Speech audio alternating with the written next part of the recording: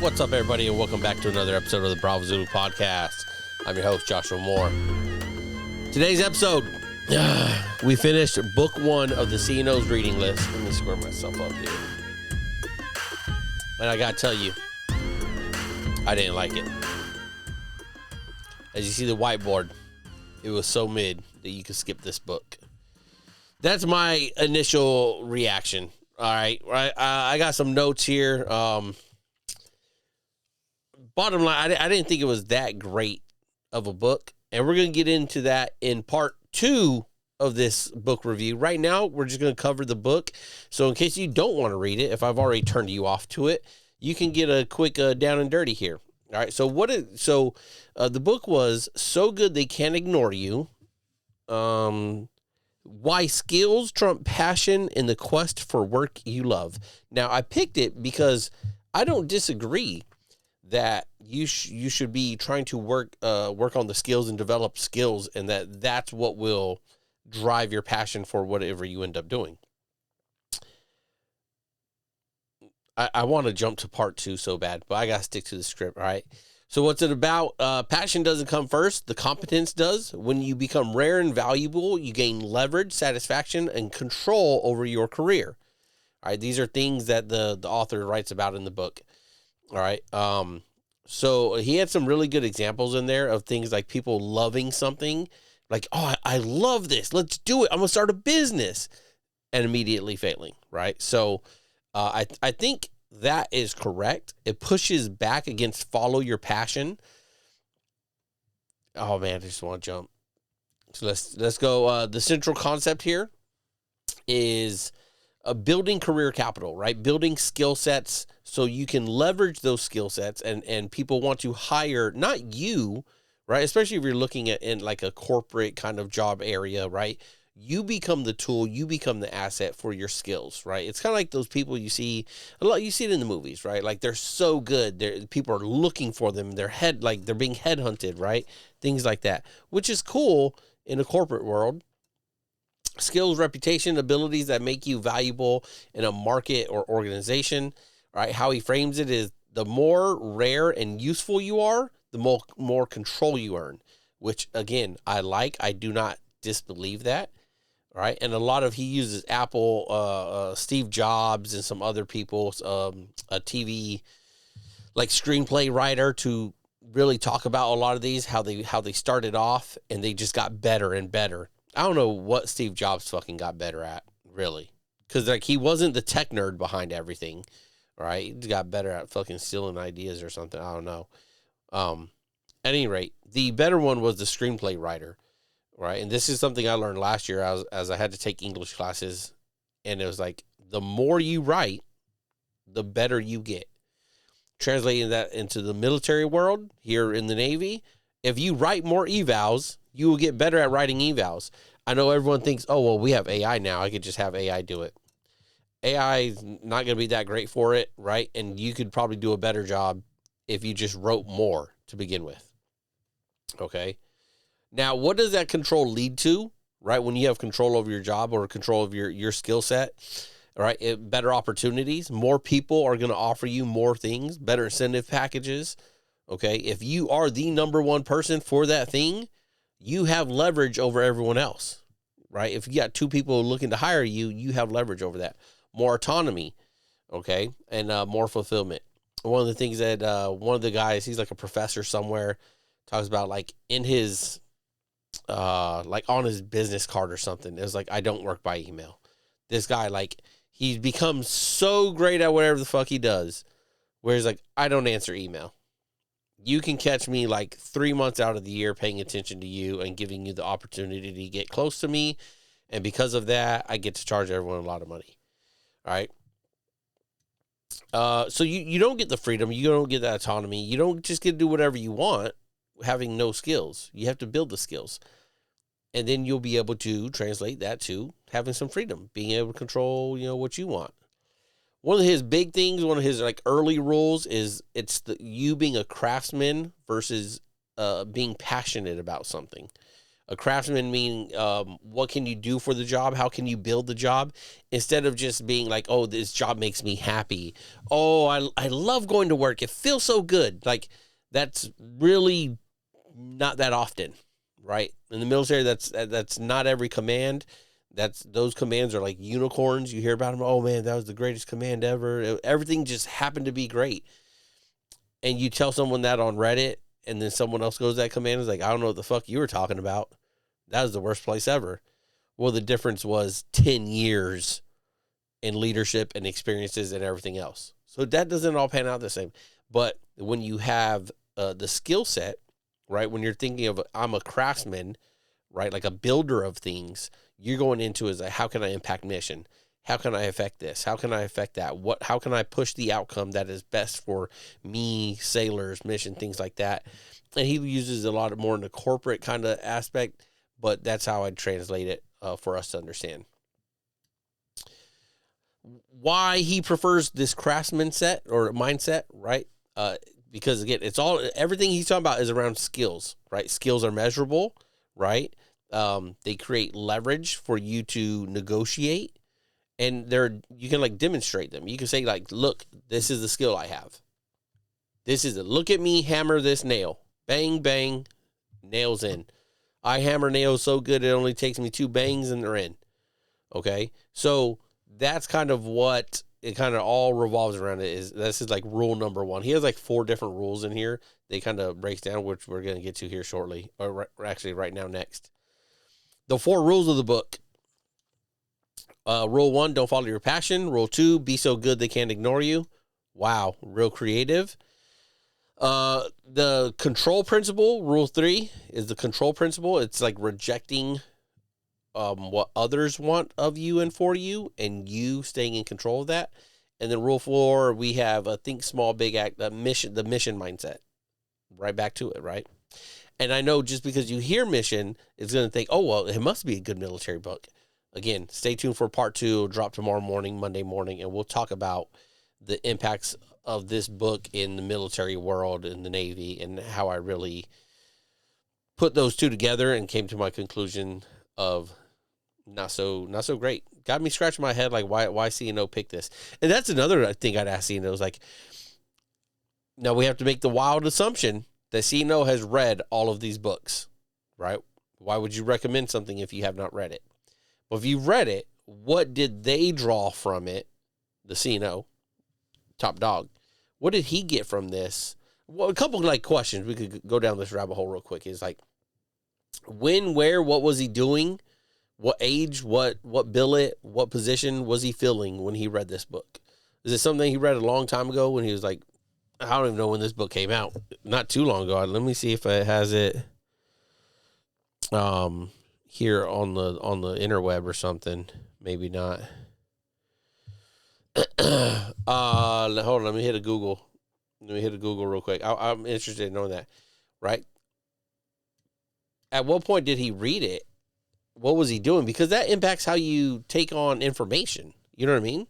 If he's reading this at a very senior level, then he might be thinking, so good they can't ignore you. Release. Dang it. There we go. 2012. All right, so that's quite a while ago, 13 years. But you got to think, like, he's the admiral, he's the CNO now, 4-star. 13 years ago, what was he? Probably at least an 06, at least, at minimums, right? So what was he doing at that time, things like that. So, again, just interesting. Those are things I'd ask CNO, like, what makes you pick these different books? What did they draw from it at that time that they would think it's still usable or applies then and now today? All right, so when we go through the 4 rules here, all right, we'll break each one down just shortly. Don't follow your passion. Again, it's not about your passion. It's about the result, all right?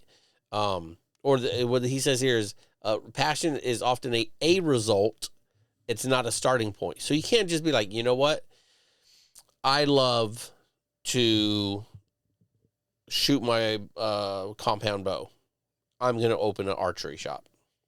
That's what I'm doing. I have a passion. I would love to go into work every day And on any break or when it's slow, just shoot my compound bow against the targets. I'd love that. Let's do that. I'm opening up a business. That's what I'm doing. Well, I know nothing about tuning compound bows or selling or marketing or anything like that, right? You can learn all of it, but I don't have that skill set. Now, if I built that skill set first, right, and I know how to use it, and I know how to tune it, and I know how to do it for others, then people could probably be like, man, hey, let's take it to Josh. Let's take it to Josh. And then I'd be like, hold on, I'm pretty good at this. I should probably open up a business because I'm pretty good at this. Not the other way around. I really love this. I want to open a business so I could do it every day. You know, like let's think about it the other way. Most people grow to love what they become good at. Yes. Also, you may, just nothing to do with this book, Josh, side note, you may come to hate what you're good at because you do it so good and you're always called upon that you just hate it. Just some other food for that. Being so good they can't ignore it. You build rare and valuable skills, right? Separate yourself from average performance, and reputation matters as much as your ability. All very true things. All very true. The reject promotion thing is kind of weird.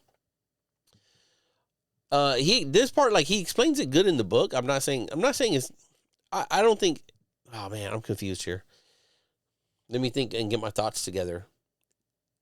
The book wasn't horrible. I just don't think it directly applies like one for one from everything he says to military, right? And like for this one where it says reject promotion, or excuse me, we're not there yet. Be so good they can't ignore you. Like rare and valuable skills in the military, I don't think they're that rare or valuable, right? Like you could get good at your rate. That's because you're supposed to be good at your rate. It might be rare because maybe everyone sucks, right? Sure, I get that. But also, like, you can't really take that outside, like in the corporate world. If you really get good at something and someone's like, oh, they're a team builder, let's put them, some other corporation wants to hire you and build their team in this department. You can't do that in the military. You can't be like, a CEO can't recognize you as like, damn, this fucking chief right here is a great leader and they've built an amazing team. And then you get other CEOs from other commands going, oh, yeah, hey, we'd like to hire you and pay you more. Doesn't happen. You go into my Navy assignment, you fucking pick the next place, and you just go in there and do the same thing over, right? So that's where I get kind of weird about it. We'll talk more about part 2.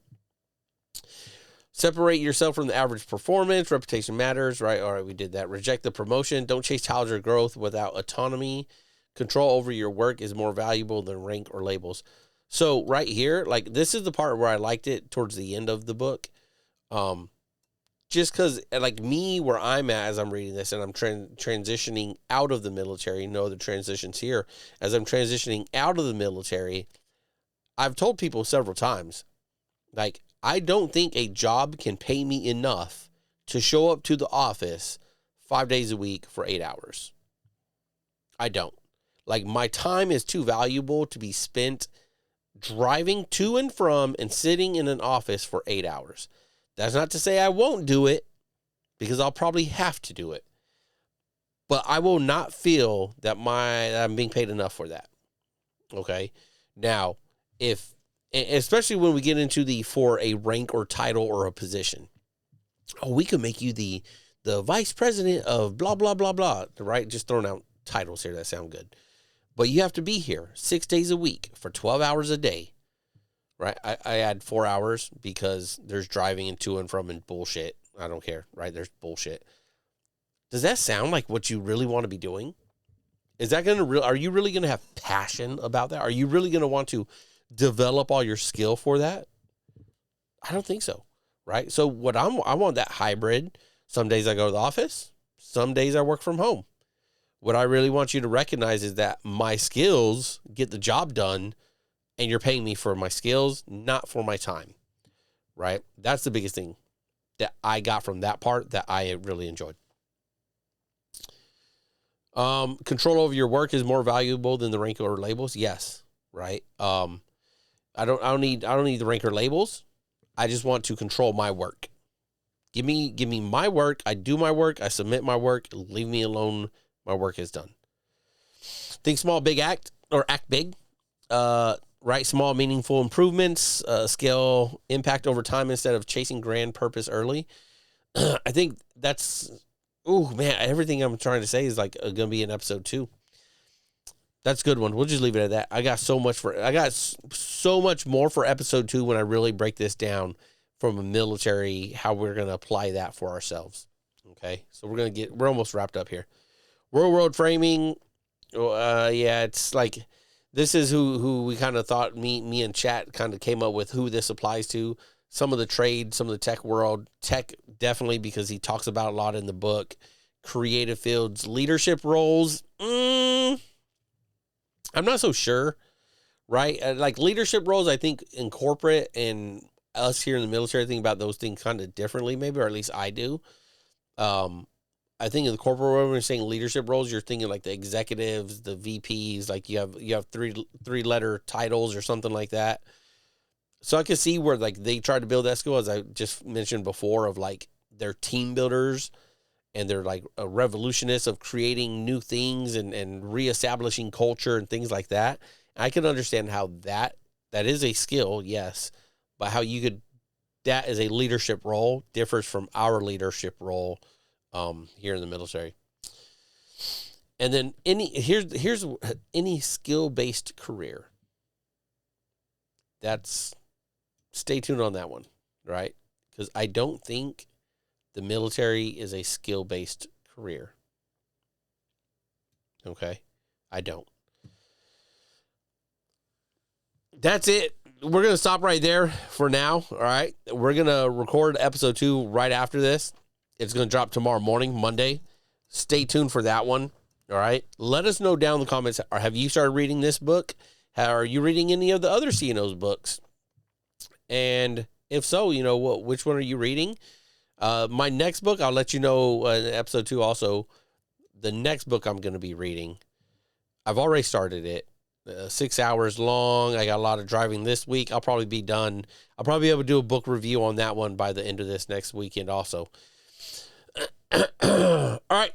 That's all we got. Oh, last question for you, right? As this is so good they can't ignore you, skill over passion. Do you agree that you should develop the skill to lead to your passion, or should you follow your passion, follow your heart, and go follow those dreams, if you will? That's all we got for this one, right? Hope you enjoyed it. Stay tuned for the next one. Here we go.